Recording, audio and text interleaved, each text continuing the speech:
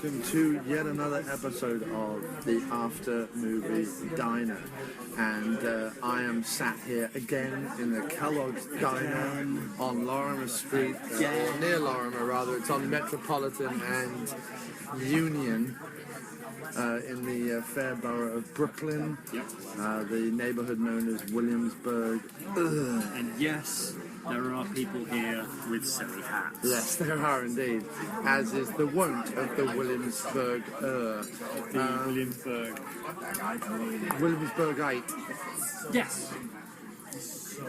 The local intelligentsia, as your mum used to call them. So, sitting with me, as always, is the everyone's favourite bullet-headed comedy spouting monkey face. Bullet-headed monkey is probably leave out the comedy. Madly ears? When did that? Is this because I don't have any hair? Yeah. And all of a sudden now my ears are mad. An Adam's apple that could have its own postcode.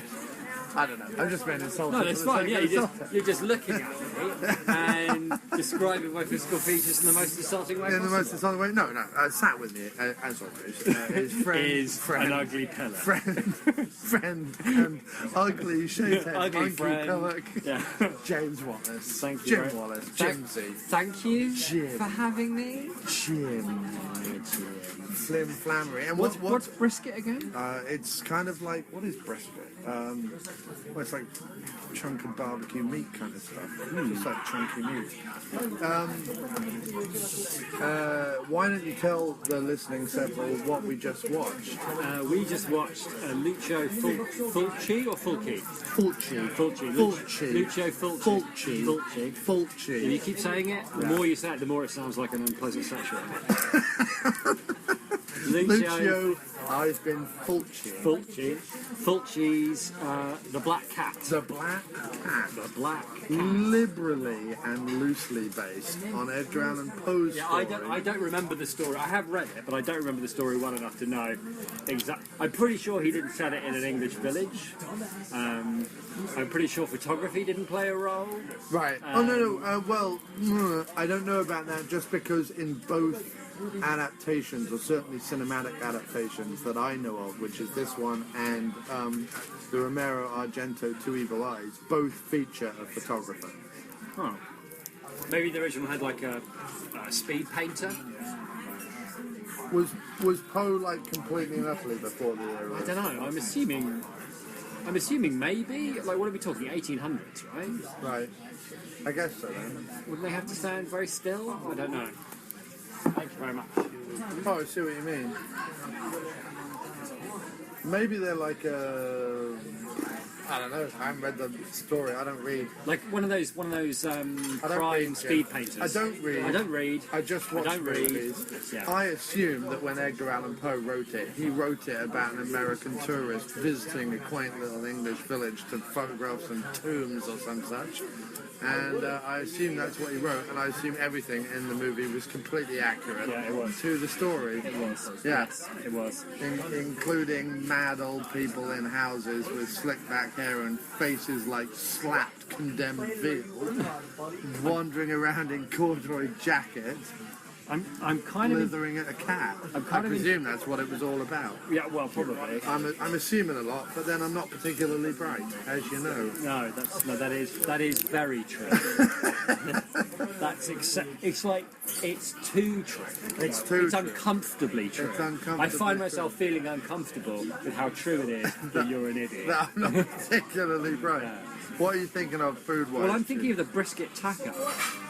Shredded brisket with. I need to find out what pico de giallo is. Every single. I'm assuming some kind of sauce.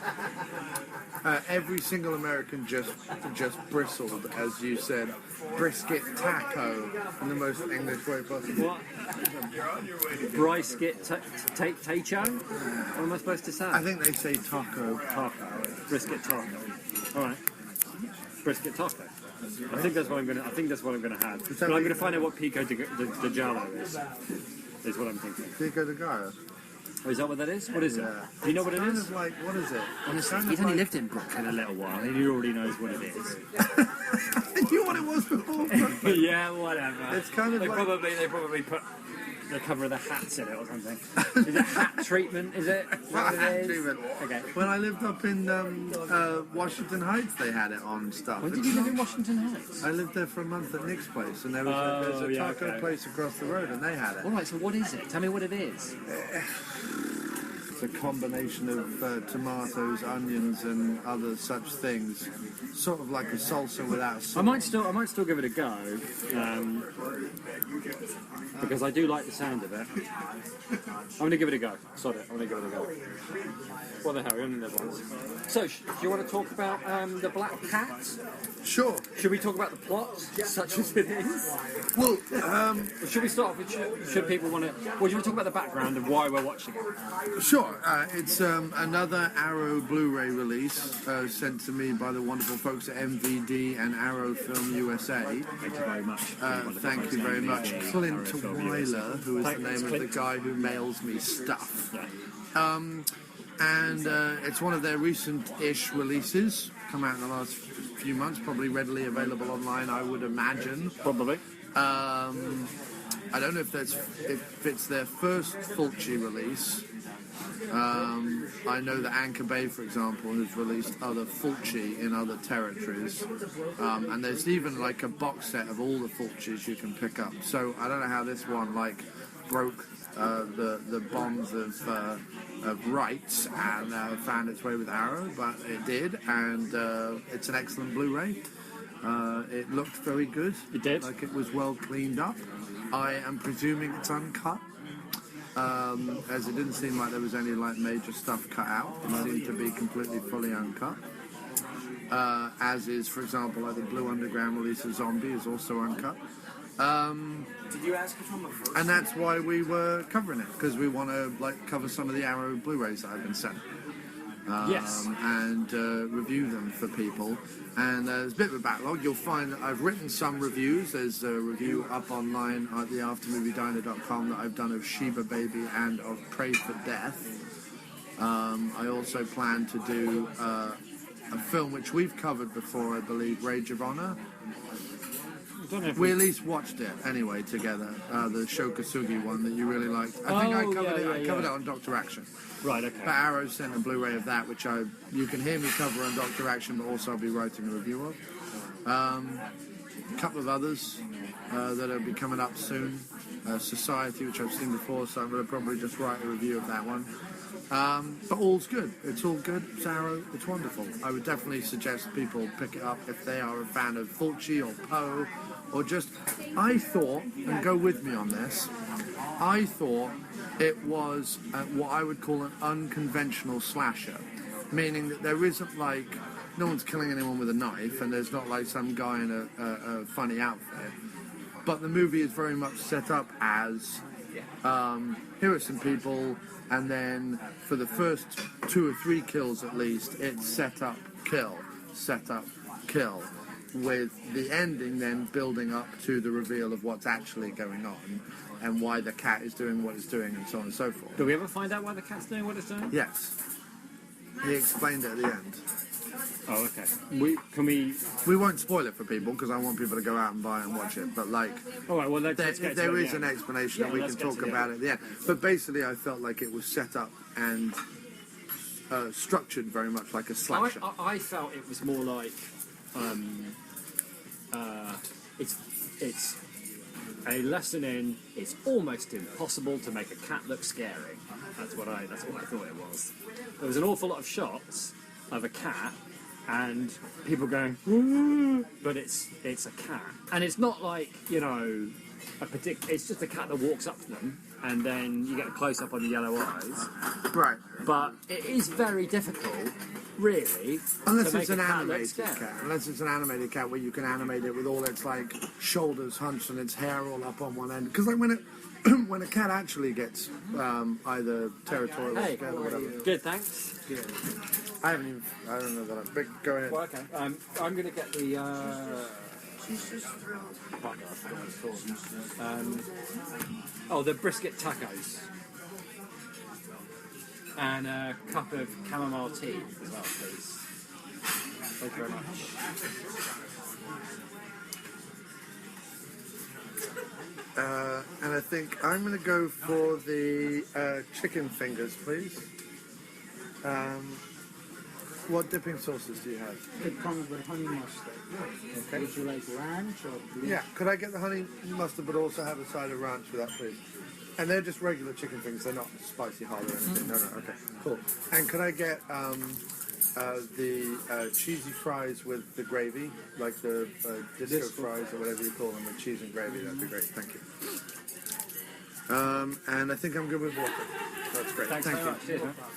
Yeah, okay. So, look, I understand what you mean about the unconventional slasher. No, right? I was going to say just quickly. Sorry. When a cat actually gets in like attack mode or protective mode or whatever it is, Right. in reality, Right. like cats are scary because they get all up, like their shoulders all get up, like they get up on their hind legs, the shoulders go up, and their fur stands on end, and they do hiss, like they really hiss, and I would imagine that it just would have put whatever cat they had doing this into too much distress to permanently have it in that state. So, yeah, it never, although there are some bits where it, like, shows its teeth and, like, mews at him, there's no bit where the cat actually acts like a cat would if it was about to pounce and attack.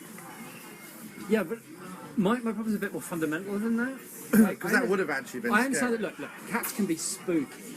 Right.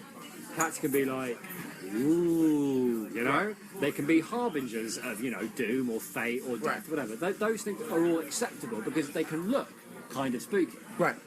But it's very difficult to have a bloke, right? Like a grown man, Right. like cowering and freaking out because like a cat's attacking him. Like, But you see, I think actually in a couple of scenarios where that was the case, because there's a couple of scenarios where the cat affects the environment around the person and that kills them. So in the case of the two lovers in the boathouse, it was because it cut off the air and it escaped with the key. Right. And in the case of the woman in bed, it burns down the top level of her house. Right. So in other words, what I mean is, where the human being is not being terrorized by the cat, but the cat's actions causes environmental things to attack the human. Right. right. But then there was a couple of scenarios, the drunk guy Yeah. and the policeman, where the cat is meant to be menacing. Thank you very much. And what I actually think, and why I actually would go against your criticism just a little bit, although I know where you're coming from, Yeah. I actually think that with the idea of the cat being everywhere the person looks, and the way that each sequence was sort of built up, and the way that the editing was done, and the quick cuts were done, and the shots were done, I actually think that Fulci did his damned hardest, his damn best, to try and make, maybe not the cat itself threatening, but the scenario and the, like, freaking out ability. Like, when the guy with the drunk was being pursued by the cat, Right. and like he threw a rock at it and the cat went away and he was like, oh, okay, then I'm just going to stagger off, right? And then the cat started to appear in all these places, and then like he got more and more freaked out by it, and then the cat's appearing in all these other things, and the cat kind of like leads him to this precarious situation. Right. I enjoyed the sequence. Was the cat itself sort of menacing and terrifying? No, but the way the sequence was built and edited and constructed, I thought it was as good as like some guy in the shadows with a knife on. Yeah. I take your point, but But I also take your point. I know what you mean. At no point was I ever scared of the cat in the film. No, and it was impossible to get away from it's a little black cat. how artificial the construct was. As in, you can be scared in a moment, and you can say, "Oh, don't go in the, don't go into the." I mean, even watching a silly slasher thing, you go, "Don't go into the forest because, for God's sake, Right. look behind you." You know what I mean? Like, Yeah. even in a, in a detached, ironic, this is a silly slasher film kind of a way, you can still Get involved. Right. But at no point did I feel like I was watching anything other than, them artificially making it seem like the cat was attacking, or filming the cat in, what amuses me about the film is thinking about how because I imagine that Lucio Fulci is an extremely peculiar, very passionate Italian bloke, right? Right. And the idea of him spending, 2 months of his life literally herding cats Yeah. amuses me. I like the idea of him, Which he did, by the way. He directed this as a favour to the producer.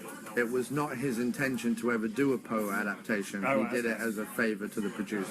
Well, I'm guessing the producer probably paid. Do you know what I mean? I can just imagine Fulci on set screaming at the cat. Do you know what I mean? The Yeah. cat's become his nemesis. You know Right. what I mean? Because he's trying to get a shot where all the cat has to do is walk down the corridor and trying to make the cat walk down the corridor. Right. Do you know what I mean? This Yeah. like angry Italian. You know what I mean? Like, Yeah. The cat is killing me. I'm being yeah. killed by this cat. You know what I No, mean? that's true, and I think that's why he... And that's why I kept thinking about all the way through the movie, because even when the cat's like attacking and clawing, it wasn't anything except like a bit silly. Yeah, and I think You know what I mean? that it also wasn't helped by the fact that the movie has one of the most schizophrenic soundtracks.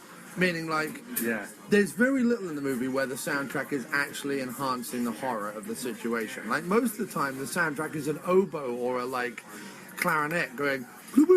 Was he? And it's sort of... Because was a bit it sounded like he was trying to do like he was trying to do. I think the point of the music was like English country kind of folky Right. music, Right. Only done by an Italian.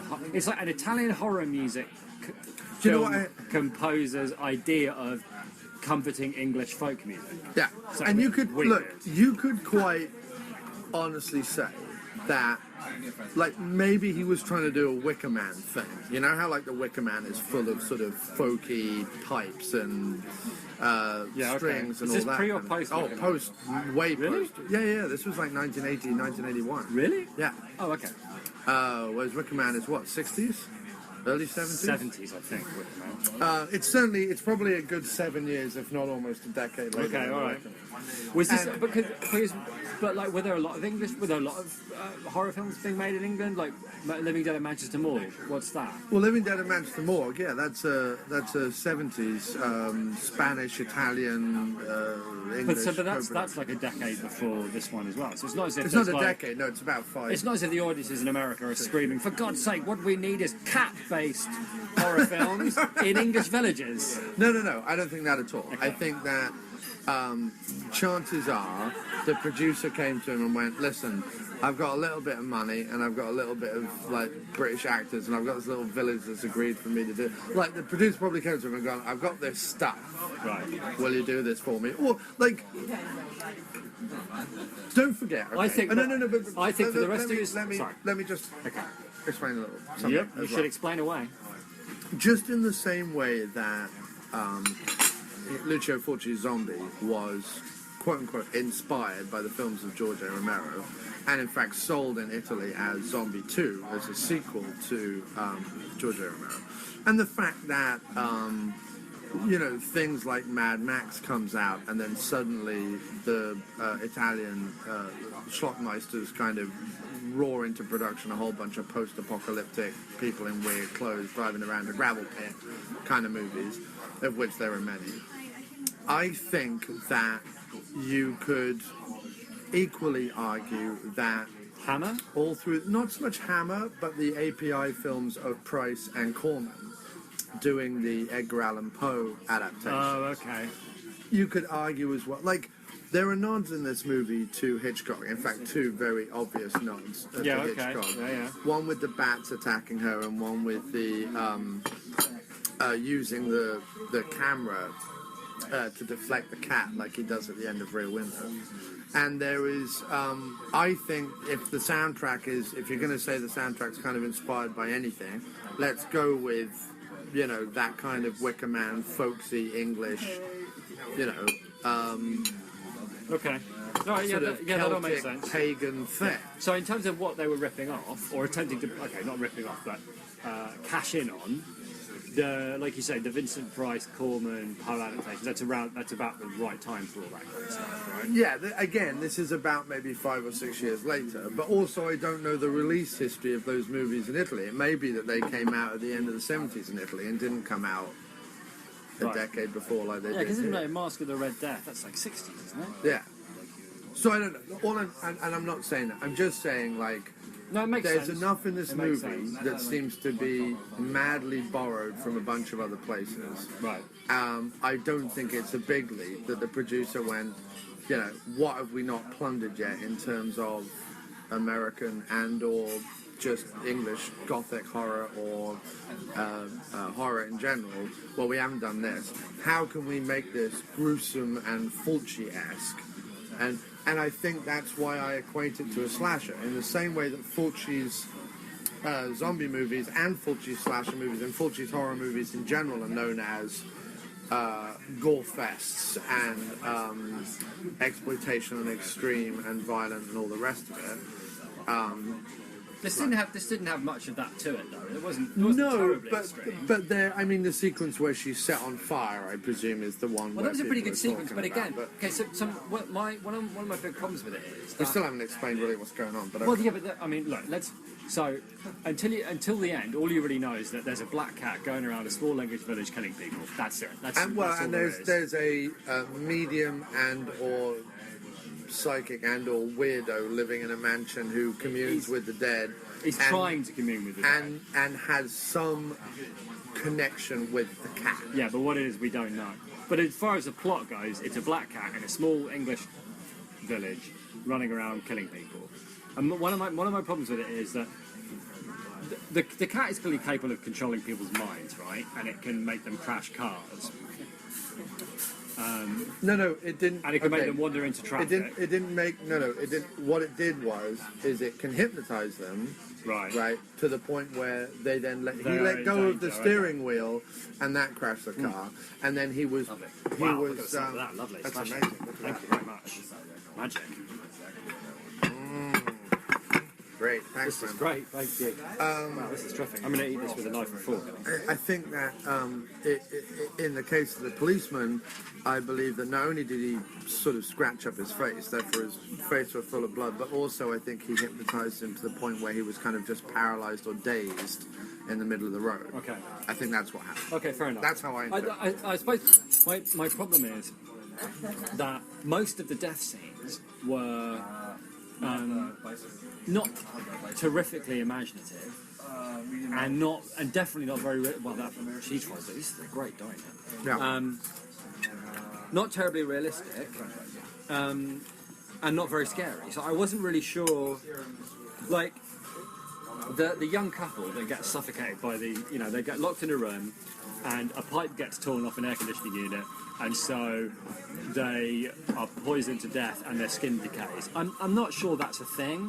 Do you know what I mean? They were eaten by rats. You hear him say as they go into the thing that the rats would have gnawed through the floor to eat them because they would have smelt the decaying bodies. Jesus Christ.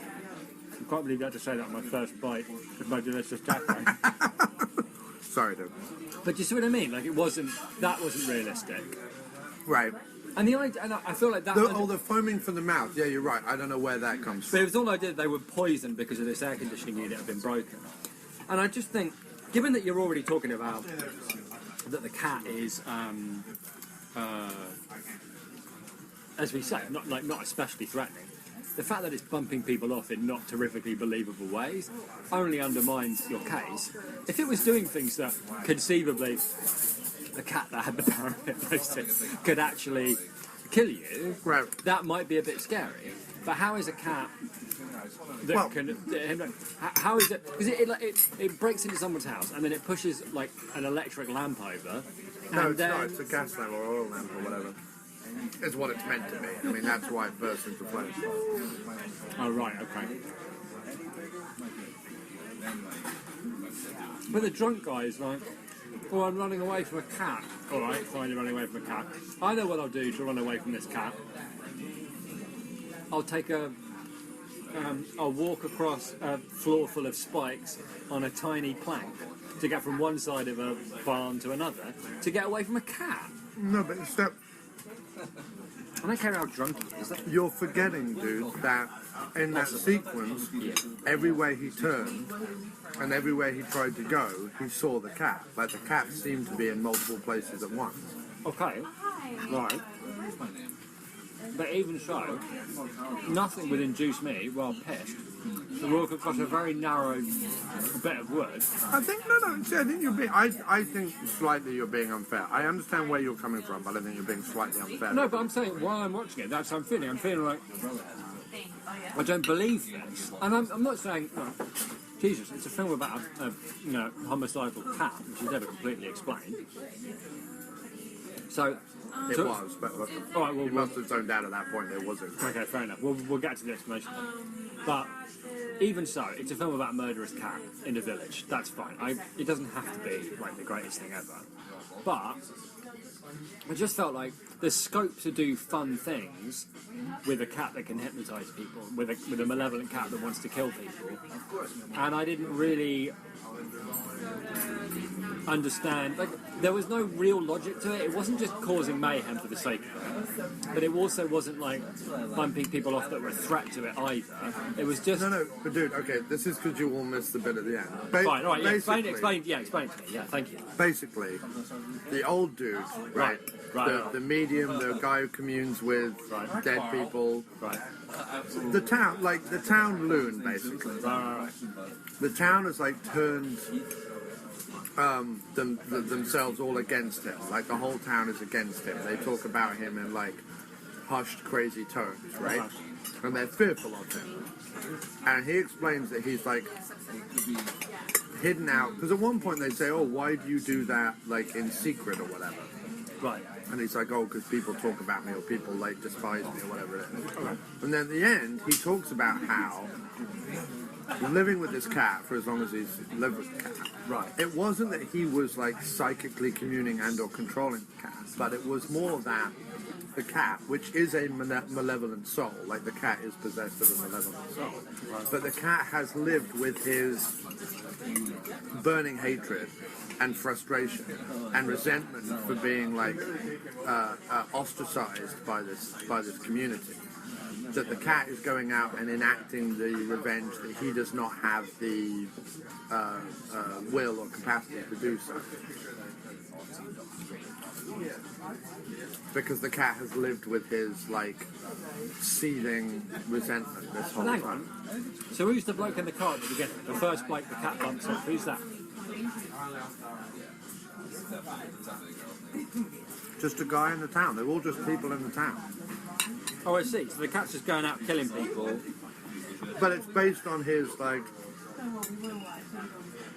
because he's able to communicate like with other beings or with other souls or with other what. He is radiating this like seething frustration and hatred the whole time the cat's living with him. And the cat like takes it upon itself to start like a malevolent retaliation against the town, basically. No. Is it the greatest explanation? No, but it's like that's what it's meant to be. It's meant to be, you're meant to think throughout the story that maybe he's like hypnotizing the cat and the cat's doing his bidding. But it's not that. It's the cat is the malevolent. Yeah, but okay, so again, I never thought that for a minute because of the way he reacted to the cat right from the start. I assumed that at best, what I thought was going on, and why perhaps I missed that explanation. He's a really good Yeah, my attack is amazing. What I thought was going on was that in communing with the dead, he had somehow brought back a malevolent spirit. So malevolent, in fact, that it possessed his cat. And initially, he'd had some kind of control over this arrangement, right? But that control had broken down. And now the cat, the malevolent spirit, was just going around killing people because it was a murderer and always had been. As you know, it was an evil spirit that belonged, dead. Right. But instead, because also, yeah, right, okay, somehow he's infested the cat with, murderous rage or whatever, assuming that rage is catching. But even assuming that is the case, why is the cat able to, vanish and disappear and reappear? Or where's that come from? I don't think it can. It did! Right at the end, it went pop, the camera was on it, and it popped out of existence. And then went pop, it was really weird. Oh, I missed that. Oh yeah, the camera was trained on the cat, and the cat goes pop and disappears. And then it appears with a with another pot, and the woman's looking at it, and it's like, oh my god, the cat really can vanish. It's not just spooky old cat. Oh well, no, because by that point the cat was dead. So it's a ghost cat. It's like a ghost zombie cat. Yeah. Right, the zombie ghost cat. Yeah. All of this is like, it's not that it. Okay, no. By the way. But wait. Okay. Here's I don't want to. This is becoming one of those things where we like focus on one thing. But yeah, carry on. No, I'm not focusing. No, I'm saying I agree with you. That I enjoyed that it was quite a silly idea, but like stuck to rigidly. And I liked there's some very cool bits in it. The cat jumping down from the wall onto the road to follow the guy, and it's from the cat's point of view. That was really neat. There's lots of stuff like that. The scene where the house burns down, regardless of how that comes to be, the actual way that went about happening was really cool, and the practical effects of the woman burning alive, albeit Obviously obviously dummy, phony, right. but still quite affecting and very cool. Yeah. I mean, okay. So there's a lot, and First I'm things saying I liked it. I liked watching it, and I think in terms of like a late night B movie horror, it's really really good. And I'd be if I'd seen that on Channel 4 at 4 a.m. or whatever, or on a midnight screening, I'd be very happy because it's silly and it's fun and it does the job. But there was too much of it all the way through that I didn't really believe. And I'm not just talking about the central conceit of whether the cat, because you can tell me anything. You can tell me that Jack the Ripper's come back as a cat, like that's fine. I don't really give a shit. You know what I mean? But just pick something. Cat the Ripper. Pick something. Cat the Ripper. Cat the Ripper.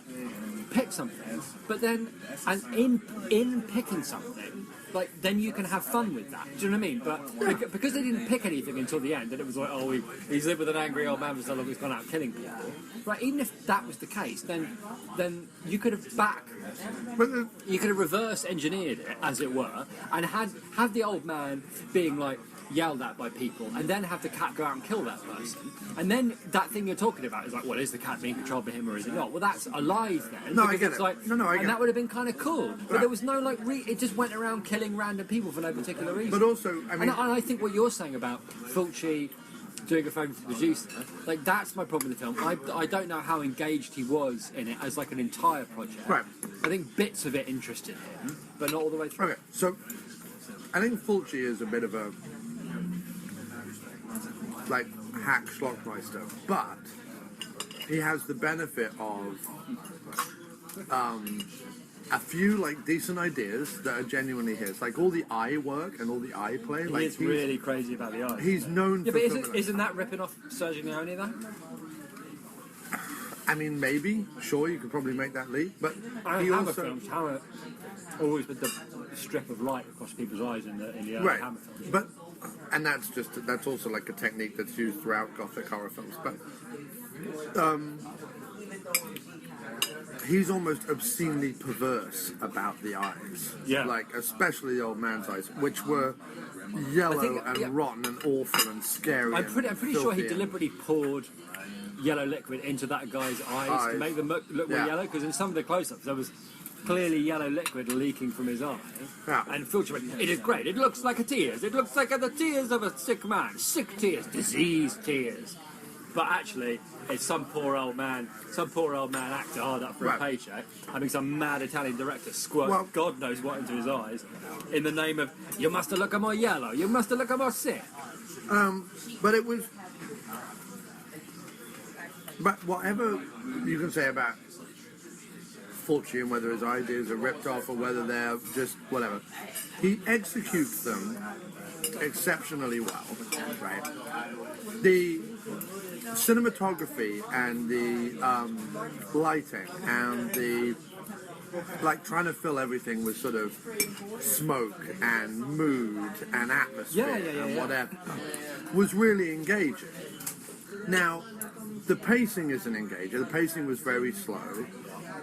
The script like the script was sort of All over the place?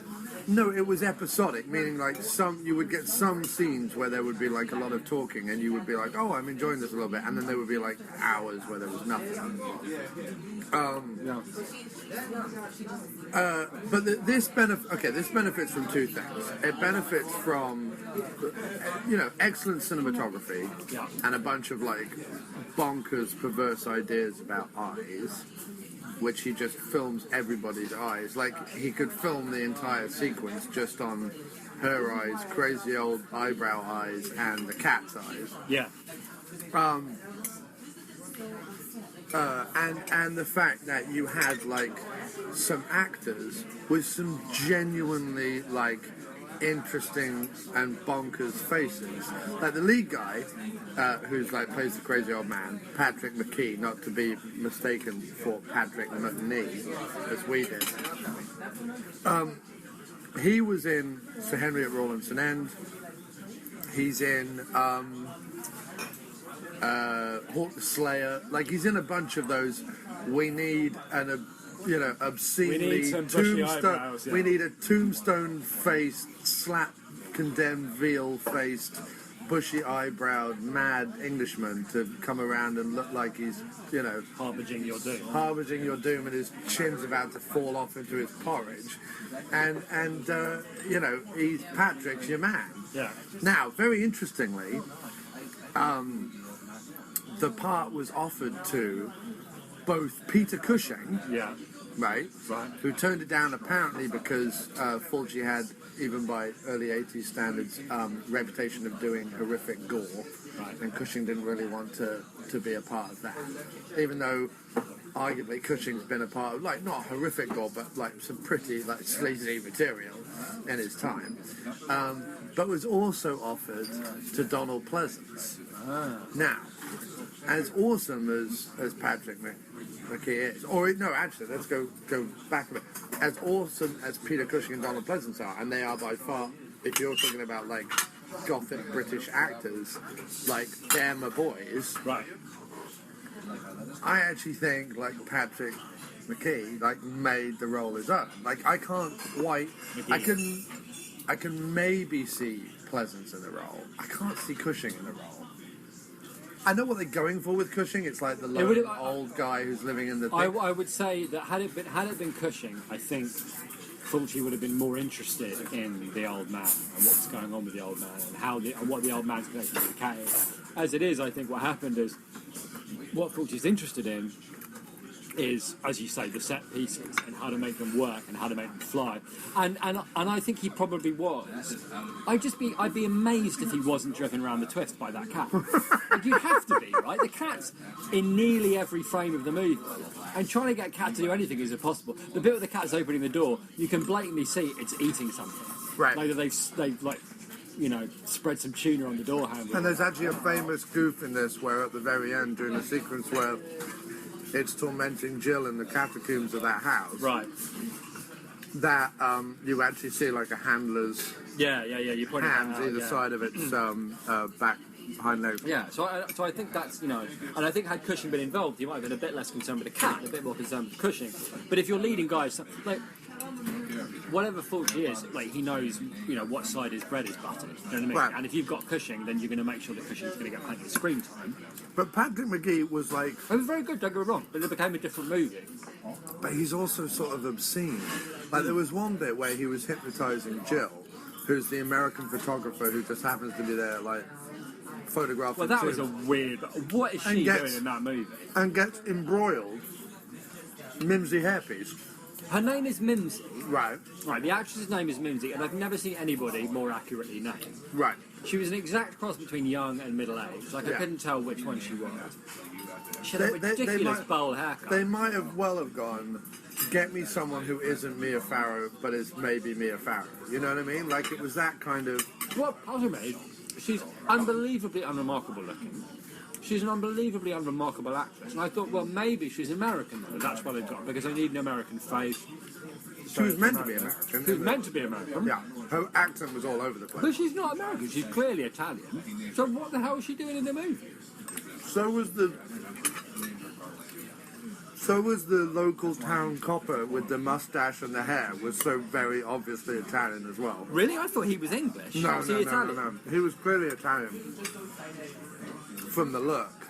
And also because he was like one of the heavily dubbed ones. Oh, yeah, okay. I think that the detective who came down from London, the one who ended up getting clawed, the one that I realised, especially towards the end, so desperately wants to be Roger Moore, it's hilarious. Right, yeah. No, I was getting a James Bond vibe off He it. was like budget Moore to the max. Like he was as sleazy as Moore was. He was trying to do that voice. Like he was talking a bit like. But again, Moore. I wonder if that wasn't deliberate. If Fulci is ripping off everything English he can think of. Yeah, right. Yeah, it's lovely. Thanks for me. It's great. If he's ripping off Hitchcock and Vincent Price movies and all the rest of it, why not like get your leading man to be a budget Roger Moore? But imagine this had been Moore versus Pleasance. Yeah. You know what I mean? Like, No, that would have been amazing. Yeah, Moore versus Pleasance. and they'd managed to get like a slightly scarier looking cat. I just think that As it is, there were sequences in this movie Yeah. where the cat was literally lying down going, no, I'm not getting up. Unfortunately, just filmed it. Having him in the scene. it's a bit like Hand of the Baskervilles, right? Which is Yeah, it is a lot like Canada. the idea of being chased down by an enormous ghostly dog is dead scary. And the idea of being tricked, essentially, because that's what's cool about it. These people are being tricked to death by a cat. Well, no, like basically by a trickster demon is what's happening. Right. And that idea in itself is scary. That you are nothing more from a trick away from death. But you can't. It's just like you can't ever see the Hound of Baskervilles without not being scared anymore at all, right? Right. And you can't see a cat tricking somebody to death without thinking, yeah, but not really. Right. You know what I mean? Because their immediate reaction is. Their immediate reaction when they see the cat is to be freaked out, as if it's a giant like panther or tiger or something, and everything that follows from that initial terror. But Right. all they're really doing is looking at a cat, Yeah. and the cat can like look. You know, that they could be waving a mouse But in front of the that's- camera so the cat's looking at them as much as they like, but it's still a cat watching. Because cats, and this is not like to put too fine a point on it, right? The one thing you realise after you've owned a cat is that cats are stupid. Right? Cats are not intelligent, no matter what anybody thinks. They're not. They're thick as pig shit. They're selfish, but they haven't got a thought in their head except whatever they want right then. So whenever you like have a cat look at a camera, there's no like malevolent glare there. It's just an empty-headed, dumb cat. That's what it is. Right. It's very difficult to be scared by that. Do you know what I mean? Well, I mean, like I say, if you've seen a cat like hiss at a dog or hiss at an otter or hiss at whatever, Hiss at an otter. well, I presume like cats would come across an otter and go, I want to kill that. I'm sure you're right. I want to Cats kill would that hiss and at I an hit otter, it, yeah. whatever. They can be quite like menacing. The trouble is at no point does this cat even hiss. Right. Like it doesn't, and yet that's what cats do when they get. So I agree with you, but I think again, maybe the producer thought, well, okay, so we've got this cat, but Fulci's at least going to make the death sequences like gruesome and gory, so maybe the midnight crowd will go, great, it's the Wicker Man meets zombie, and we might as well go along and see it. Right, but did you think that? I mean, okay, the burning alive scene that was pretty good, but the teenagers, the discovery of their body was pretty gruesome, but Right. the actual death wasn't. No, but they were in it for the tip. The guy not for the- police captain getting hit by the car, that wasn't gruesome. The guy falling onto spikes, that wasn't that gruesome either. It was over in a flash. It was all kind of clean. The cat like clawing at people's faces, that really wasn't that scary either, because the aforementioned you didn't believe it was happening for a second. Right. I guess so. I mean, Don't get me wrong, I enjoyed it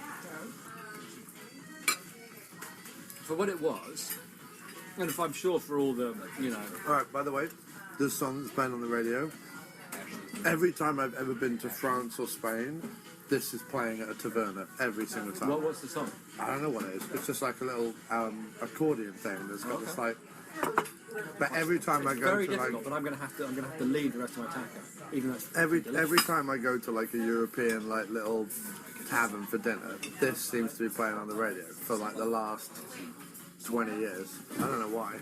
Just is. They probably see you coming. Yeah, they go, I'll put it on. He likes that one. Yeah, Cross is here. Get on the naff accordion music. But if I have one abiding impression of this film, it is of a mad Italian film director being driven spare by his leading man, who is a cat. I think there's an extremely entertaining movie to be made about Lucio Fulci making this film. Do you know what I mean? Like, I think it would be really fun to see behind-the-scenes footage of Fulci being driven around the twist by a cat. But do you think he was driven around the twist, or do you think he just filmed the cat and didn't care? No, you'd have to, because to get the cat to walk down the corridor, to get the cat to stay still, to get it to stay... Like, cats, as well as being stupid, are also tricky buggers, and they won't ever do what you say. They're incredibly bloody minded. You're talking about Wayne here. You're not talking about all cats. No. I had cats growing up. All cats are the bloody same. They're nice to have around, and they're good company, but they're selfish and they're not clever. They're thick. Dogs are clever. Cats are not clever. But anyway, leaving that aside, you cannot get them to do anything you want to do ever. So the idea of getting them to stay still or peek over this thing or whatever. Right. Pico de Gallo. Right, pick the guy. Anyway, I think that would be a fun movie. Yeah. For sure. Well, then write it. Yeah, maybe one day. Anyway, I mean, was I like enthralled and entertained by the film throughout the whole thing? No. But I couldn't get over watching the House of a Thousand Mad Eyebrows shuffling about in his corduroy jacket. I enjoyed him being generally like ridiculous. And do you know what was going through my mind while I was watching him? I was thinking, is that him? Like, is he just generally like, or does he go, because every role I've seen him in, he's, so like, I wonder if he like looks in the mirror and goes, oh, this time I'm going to jut my chin out and really furrow my eyebrows and really like look ridiculous. But whether that's just him, and Fulci was like, he'll do. I guess it's probably a little bit just him, right? That after a while you become what it is they're paying you to be. I guess so. Okay, would you like Yeah, no, it's lovely. No, it's delicious, thank you. Yeah. check? Thank you very much. Thanks. Cheers. So, I mean, look, I enjoyed that. I thought, hang on a second. Sorry, I'm terribly sorry. I interrupted your summation. I thought that there were some particularly well-shot sequences. I thought the film in general, if it had any production issues, it was the editing at times was slightly sloppy. But beyond that, I thought the filming of it, the director of photography, the set dresser, and so on, did a bloody good job. Thank you. Lovely, thanks. And lastly, I had some fun with the acting and the actors. I thought that the thing was well shot, and I thought that like some of the deaths or the sequences of the deaths were, because I'm a fan of slasher films and because of the way they were set up and the way they were done, I found them quite entertaining. Everything else about the plot and everything else that was going on I found pretty tedious, but I felt like the deaths were shot effectively, the movie looked good, and I liked the lunacy of some of these actors, like the English guy who was clearly English because he wasn't dubbed at all, who showed up at the end with the pipe as like the other inspector from London who shuffled down like, you know, greasy pipe fill, just puffing away and being all like, well, I don't know what's going on at all. Like, he was amazing. Like, I wanted him and Roger Moore clone to like just shuffle around solving crimes.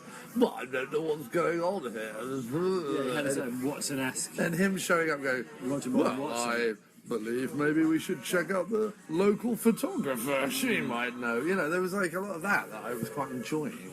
Even though, as you say, she was as bland as a plain biscuit. I didn't get it. But okay, so my thing is, I enjoyed the idea of it, Yeah. and I enjoyed the experience of watching a film that was doing what it was doing. Yeah. But my disappointment with it was there was a lot of cool ideas in there that I thought were not underdeveloped.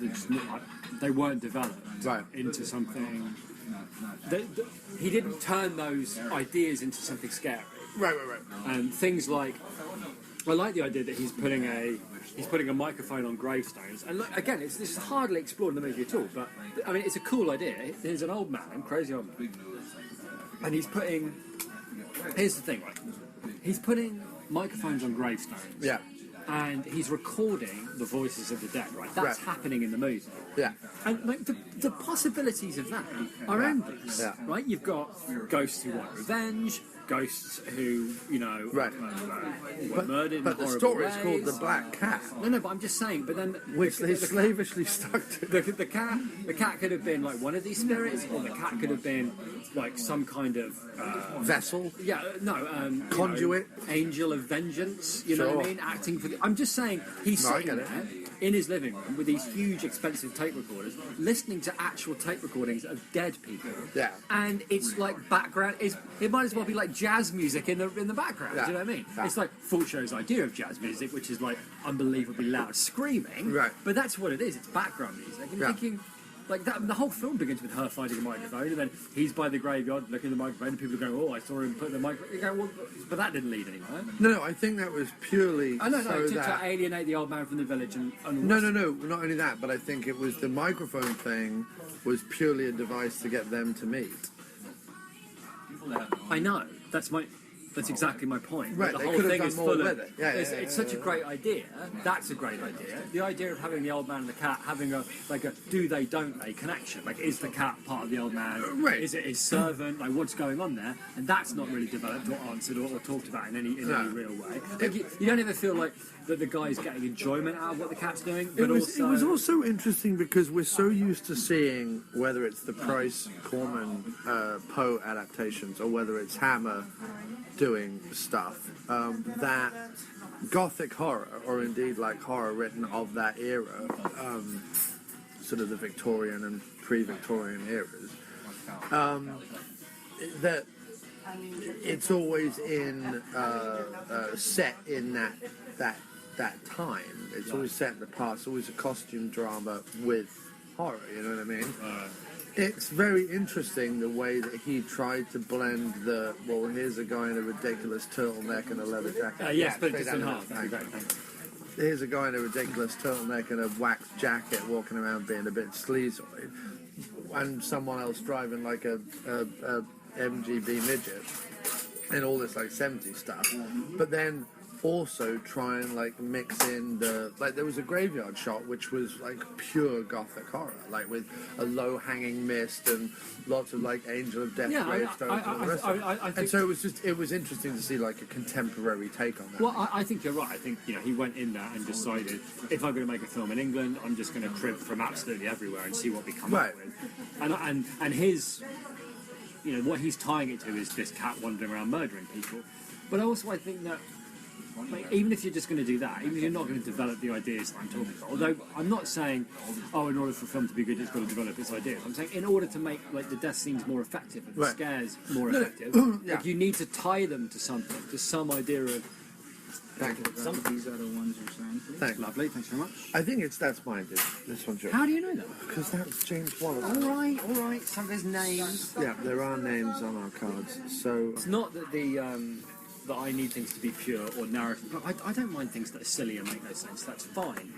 But I like to have a reason for things to be happening, because that's what that scares me and makes me think. It's not. Right, yeah, I don't want to be sitting there thinking, "Ooh, nice edited shot." I want to think. no, I get it. You know what I mean? Yeah, and, I know. And I that's was just never. me. And that's just me. That's just how I I was like to watch. never invested in it. I like to be swept up in. And it's something, true, even like- silly stuff. Like, I forget what it was that I watched the other day, which Frankenstein I watched, but I watched one of the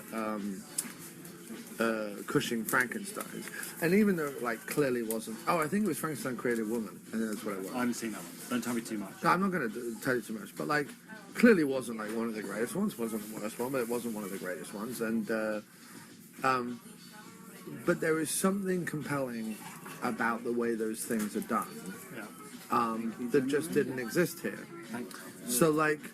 Well, there's always a hook. In the Hammer ones, especially when they're talking about Frankenstein and Dracula, the one thing that I've noticed is, even in the later ones, they find something to grab onto, like something that interests the director or the writer or whatever, right. some kind of hook. Yeah. That even if it's, like in the Revenge of Frankenstein, the hook is like the guy that he, like the ordinary, well not ordinary, but like the hunchback guy that gets turned into like, the gets his brain put, and it's like his journey, and the hook ends up being not his journey, right, but actually how horribly evil Frankenstein actually is. Yeah. And it's given you but what I mean is it's the compelling for a series of reasons. Right. Which this isn't. And the other we thing... can talk about these reasons at the time. Right.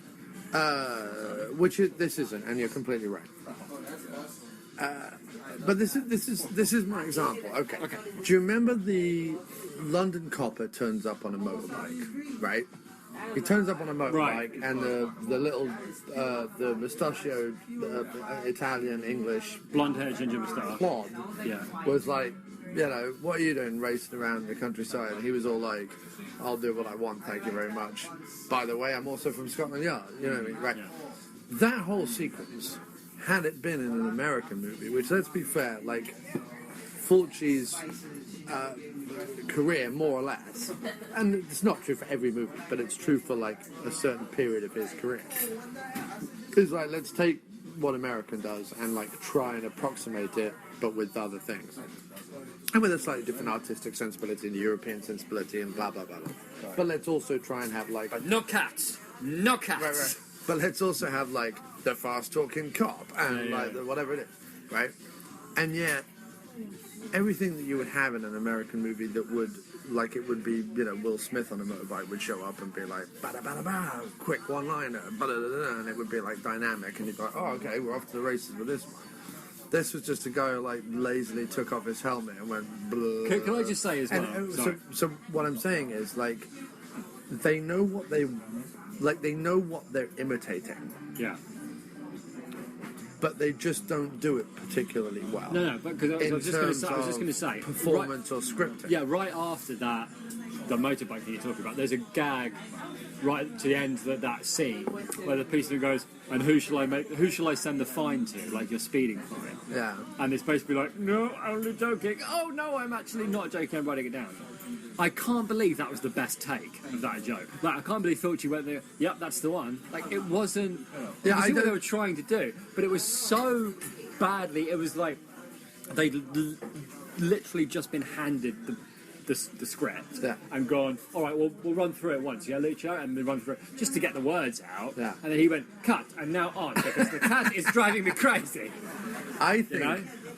Well, somebody went, Lucio, the cat's gone away again. He's a fucking cat, and he's run off again. Yeah. And then that's all they've got. They've got like one. No, I think if there's a summation, it's that the producer and the director of photography were very much engaged in this movie. Nobody else really was. Not even the cat. You know what I mean? Well, to be fair though, no matter what it took, and I'm assuming it took a Herculean effort on the part of, there's probably some poor sod, like the cat wrangler, you know what I mean, on that movie. Jeff. A well-scratched cat handler by the time it was over. Deserved some kind of medal, because he did get the shots. Like, it wasn't that thing... Like, except at no point was the cat, like...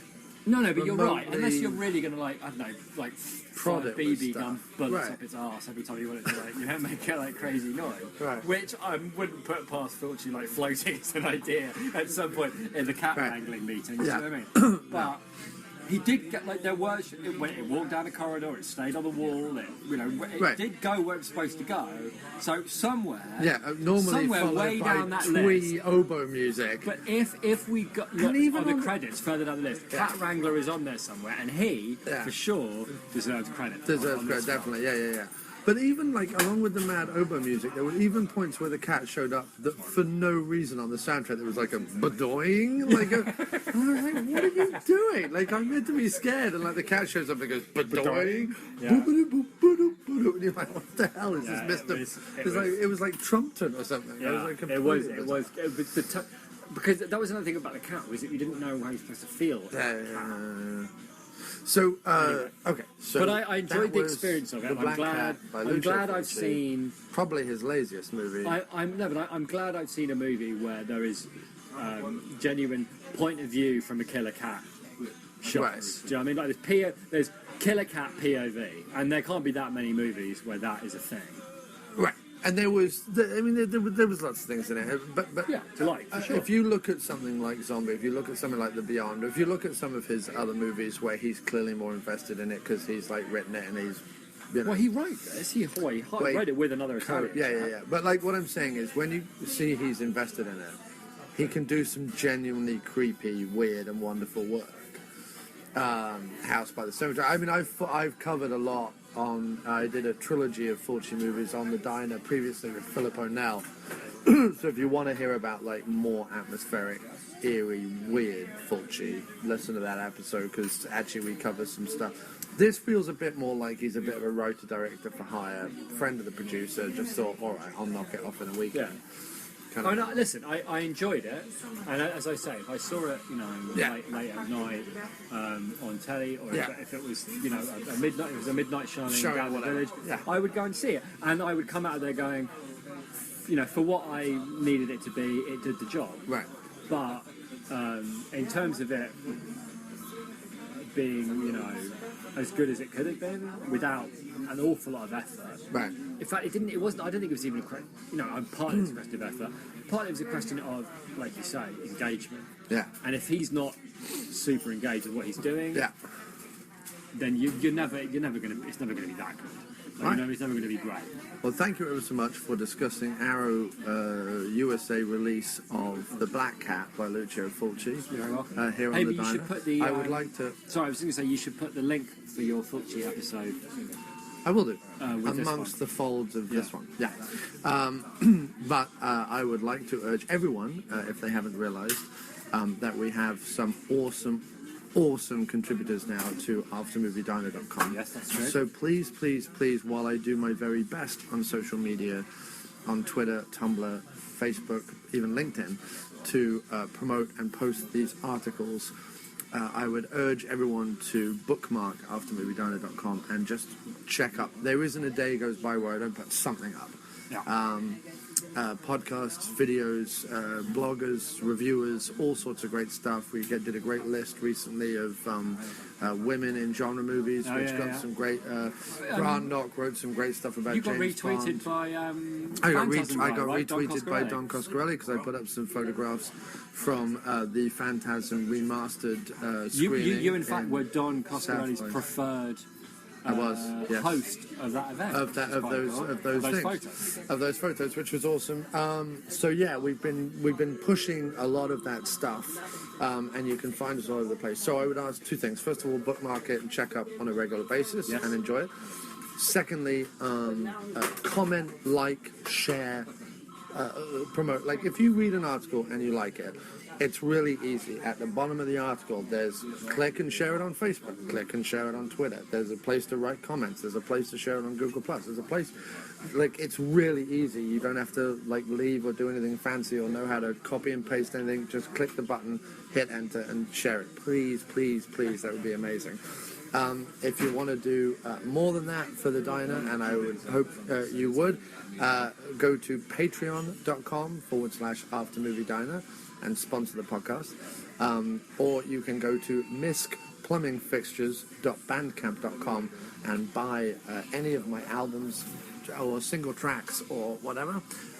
Miscellaneous Plumbing Fixtures is also available on Spotify.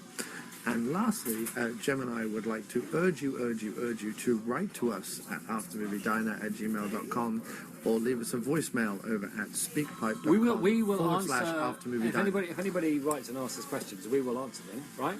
Oh yeah, 100%. Yep. So you can leave a message at SpeakPipe. You can leave a message at aftermoviediner@gmail.com. You can even call us at 347-669-0053 and leave us a voicemail. All this information is available at aftermoviediner.com. Please support us, please share us, please like us, and keep on trucking. Thanks ever so much for listening. Bye. Bye. And to end this show, as we end every show with some music. This music is available over at miscplumbingfixtures.bandcamp.com and is off my latest album, Wake Up, It's Not Over Yet.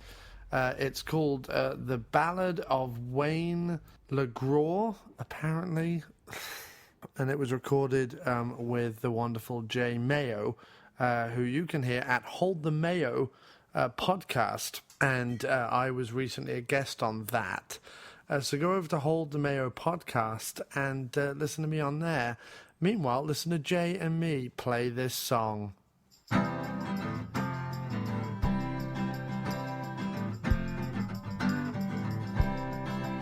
Be my handstand operator on this baby food swing.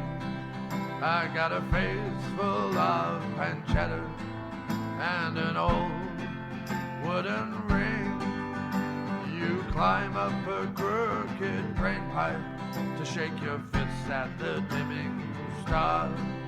Barricade yourself in the doorway of 1,000 shutdown bars. Play grabbage, then counting your chickens.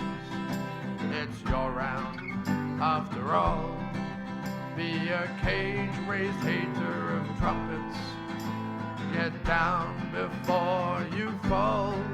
I got a backpack full of roses. I got a liver full of bad ideas. Be sure to have your sunglasses on when the dust clears. It's all of the summers you've ever spent wondering where all your money went. It's the orchestra you couldn't get in, to the party that's yet to begin. And the clowns are all waving goodbye from this ghost train cloud-filled sky.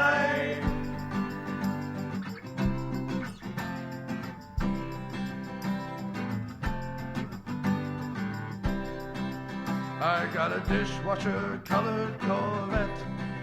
I'm gonna drive it all over your town. You can't fight City Hall without breakfast. We should just tear the whole place down. You're a delight at the circus. They sluggishly obey your commands. I've been to worse factories than this one, and still no one understands. You're a closed-down barbershop quartet. There's surrender in the air. Who needs a coat full of Tic Tacs when you've still got all your own hair? He was a plumber way back in the 40s, before the whole thing went high-tech. I want to sit on all of your branches and hope the fall doesn't break my neck. It's all of the summers you've ever spent wondering where all your money went. It's the orchestra you couldn't get in, to the party that's yet to begin. And the clowns are all waving goodbye from this ghost train cloud-filled sky. It's all of the summers you ever spent wandering